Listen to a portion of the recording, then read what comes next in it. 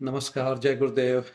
आज हम बात करेंगे वास्तु के अकॉर्डिंग कुछ ऐसे तथ्यों का जो कि हमें घर में कभी नहीं रखना चाहिए या करना चाहिए। इससे हमारे घर में लक्ष्मी का वास नहीं होता है।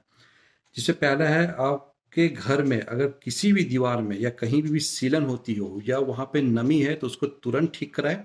क्योंकि वास्तु के अकॉर्डिंग अगर किसी घर में ऐसा होता है तो वहाँ पे निगेटिविटी, नकारात्मक ऊर्जा ज़्यादा होती है और वहाँ लक्ष्मी का कभी वास नहीं होता। मन में बहुत ज़्यादा अशांति होती है। अगर आप, क्योंकि देखिए लक्ष्मी जी को जो है ना वो नमी पसंद नहीं है। तो अगर घर में ऐसा है तो उसे ठीक कराएं और घर को थोड़ा हवादार और खुलेदार रखना चाहिए।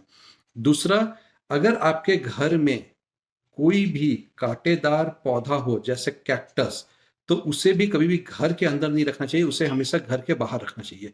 क्योंकि ऐसा करने से घर में दरिद्रता आती है, घर के जो सदस्य हैं उनका आपस में ही तनाव बढ़ता है, घर में नकारात्मक ऊर्जा होती है और जहाँ पे भी घर में नकारात्मक ऊर्जा होती है वहाँ लक्ष्मी का वास नहीं है। आप घर के अंदर तुलसी का पौधा या मनी प्लांट लगा सकते हैं, लेकिन कोई भी कांटेदार पौधा है वो हमेशा आपको घर के बाहर रखना चाहिए।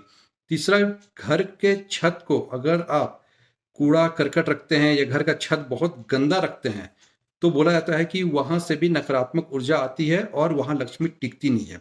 तो अगर ऐसा कोई सामान जो आपने बहुत समय से यूज ना किया हो या उस आपके घर में छत पे ऐसे सामान आप छोड़ देते हो, वहां पे कूड़ा करकट रखा हुआ है, तो उसे तुरंत ठीक करना चाहिए। क्योंकि उसके अगर ऐसा होता है तो घर में हम कहते हैं कि वास्तु दोष लगता है। चौथा, घर के झाड़ू को हमेशा गुप्त रूप में रखना चाहिए। घर बोला जाता है कि झाड़ू जो है वो लक्ष्मी का प्रतीक है।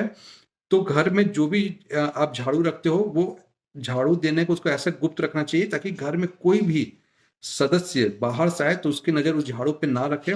साथ ही साथ घर में बोला जाता है कि टूटा हुआ या पुराना, बहुत पुराना झाड़ू जो टूट चुका है उसको कभी भी घर में नहीं रखना चाहिए, उसको तुरंत घर से बाहर कर देना चाहिए। और सुबह में नित्य झाड़ू लगाने के बाद धूप दिखाना बहुत उत्तम माना जाता है।